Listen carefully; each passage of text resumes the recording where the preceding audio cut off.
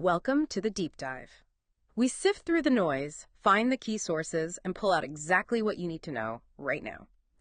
Today, we're tackling, well, arguably the biggest shift happening in our world, artificial intelligence. We're using Martin Ford's book, AI, A New Revolution, as our guide.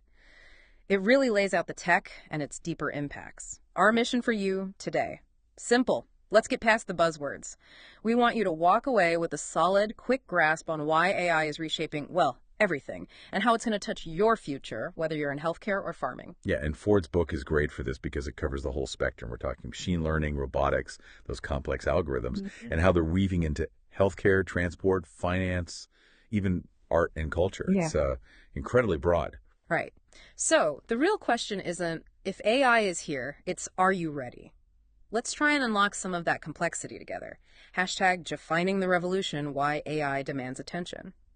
Okay, so we all kind of get AI in theory. It runs our playlist, maybe answers questions on our phones. But beyond that, what makes this AI moment truly revolutionary? Why isn't it just, like the internet arriving or the steam engine? Well, I think it comes down to two things. Its incredible versatility and the sheer speed of change. Fundamentally, AI lets machines do things that, until very recently, only humans could learn, analyzing, making complex judgments, carrying out tricky tasks. And Ford really hammers this home. Past revolutions mostly replace manual labor. This one targets cognitive labor. That's the big difference. Cognitive labor. Okay, so we're not just talking about assembly lines anymore. We mean things like digging through huge amounts of data, creating new content, even making medical judgments automatically. Exactly that. And that's why it feels like a revolution, not just another tech update. Yeah. Ford's point is that AI isn't staying neatly in the tech sector box. It's breaking out, penetrating all the established parts of the economy, kind of all at once. Across the board. Yeah, the scale of it, the systemic nature is just unprecedented. So a technology that's spreading everywhere and can perform these complex thinking tasks, that leads us straight into the really thorny stuff, the impact on jobs, right? Hashtag out the double-edged sword, AI's impact on jobs and productivity. Yeah, if AI can handle that kind of cognitive work, the number one worry you hear, and it's big in Ford's analysis, is mass job displacement. Not just factory jobs this time, but knowledge workers too. What does the book say about the mechanics of that? Well, Ford makes a key distinction. Often, technology helps humans do their jobs better. It augments labor. But AI, in many cases, looks like it can completely substitute for human labor. Manufacturing is a stark example. Think about car factories.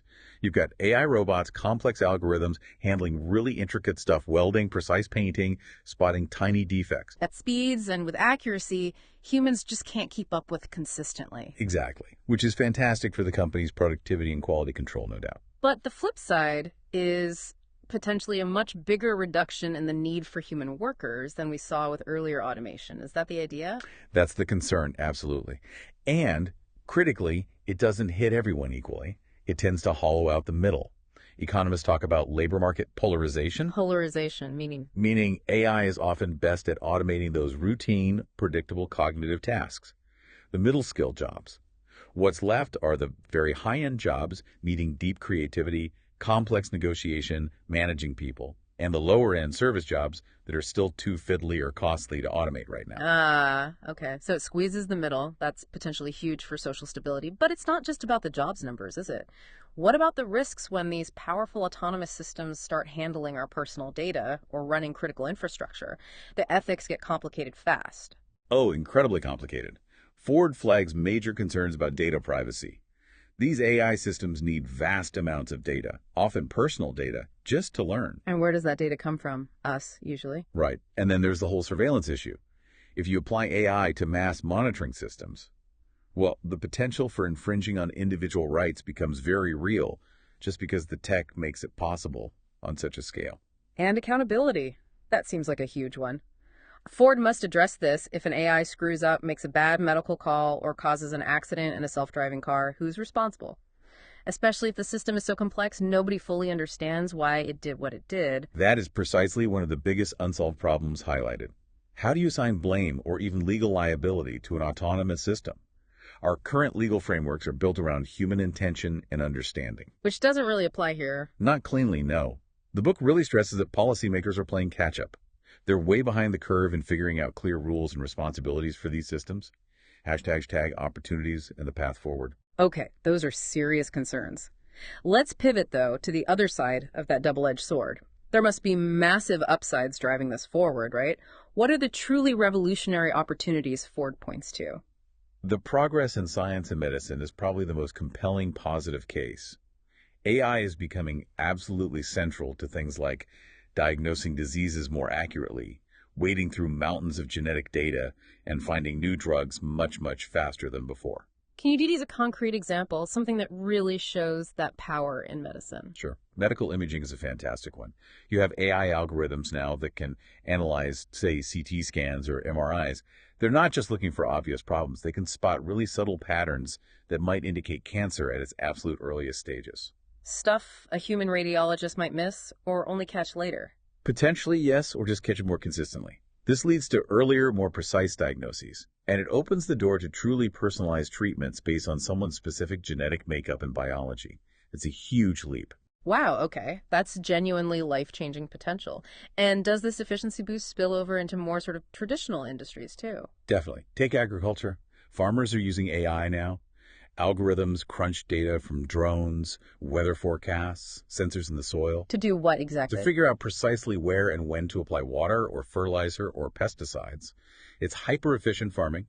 You reduce waste, cut costs, and boost crop yields pretty dramatically. Yeah. Better output, less environmental impact. Okay, that makes sense. But let's circle back to the jobs question. The counter-argument is always, well, technology creates new jobs. We need people to build, maintain, improve these AI systems. Is that happening fast enough? Well, the book acknowledges that yes, there's huge demand for new roles. Data scientists, AI developers, people who train the models, prompt engineers, AI ethics specialists, and so on. New jobs are being created. There sounds like a but coming. The but is the skills gap. Ford's major concern isn't whether new jobs will exist. It's whether the people losing their old jobs have the right skills for these new ones and whether they can retrain quickly enough. It demands a massive shift in education and lifelong learning. So it's less about the tech itself and more about our speed of adaptation as a society. How does Ford suggest we manage this transition? Just let the market sort it out. No, definitely not. He argues strongly that this needs a coordinated effort. Governments need to step up with new regulations, maybe stronger safety nets. Industry needs to invest seriously in retraining their workforce. And society as a whole needs to grapple with what work even means in a future with highly capable AI. It might require some pretty radical policy thinking to make sure the economic benefits are shared widely. Adaptation really is the name of the game. #tag AI applications in the world today. Let's make this even more real for people. We've talked theory, but where are these advanced AI systems actually running the show today in critical areas? Can we run through some top examples? Sure, let's do a quick tour across a few key sectors. First up, transport. Think driverless cars, Waymo, Tesla, others. These aren't just following lines on a map. They're using really complex AI, computer vision, predictive modeling to analyze everything around them in real time. Spotting pedestrians, predicting what other cars might do, slamming on the brakes if needed. Exactly. Analyzing risk constantly, identifying hazards, aiming to cut accidents by taking, well, human error and emotion out of the driving equation. Okay, number 2, customer service. Those chatbots seem a lot less robotic lately. Oh, miles better. Today's virtual assistants use something called natural language processing, or NLP. That's the AI's ability to actually understand and respond to human language in a pretty nuanced way. So they can handle complex multi-step requests, answer tricky questions, 247. And crucially, they learn from every conversation, constantly getting better. Right. Okay, 3rd. Finance. AI is basically the invisible engine running modern finance now. It's analyzing colossal amounts of market data, trying to forecast trends. And catching fraud. Yes. Huge amounts of fraud detection, identifying suspicious transactions, freezing accounts almost instantly, way faster than any human team could manage. It's protecting billions every single day. That ability to spot anomalies in massive data sets is perfect for finance. Makes sense. High speed, high stakes.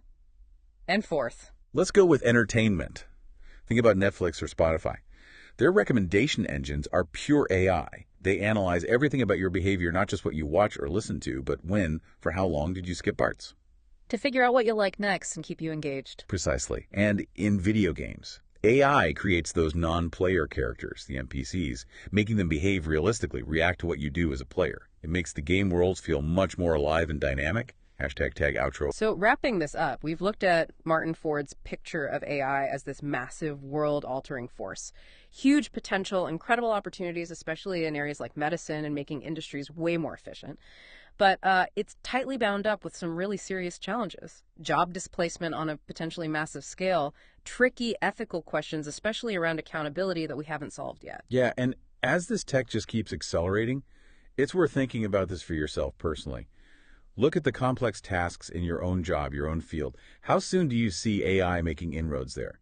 And maybe more importantly, what new skills are you focusing on to stay ahead of that curve? We talked a lot about AI getting faster and more accurate at thinking tasks and how that forces us to think about new skills, maybe even big policy changes. But if AI is already taking over high precision work in factories, finance, driving, maybe the biggest hurdle isn't the technology itself. Maybe it's us. So the final thought, the real deep dive for you, building on Ford's work, is this. When technology moves this incredibly fast, how quickly can we as societies, as education systems, even in how we think about careers, actually restructure ourselves to harness these powerful new tools without creating massive disruption and leaving huge numbers of people behind? That race, that societal adaptation, that's the real challenge ahead.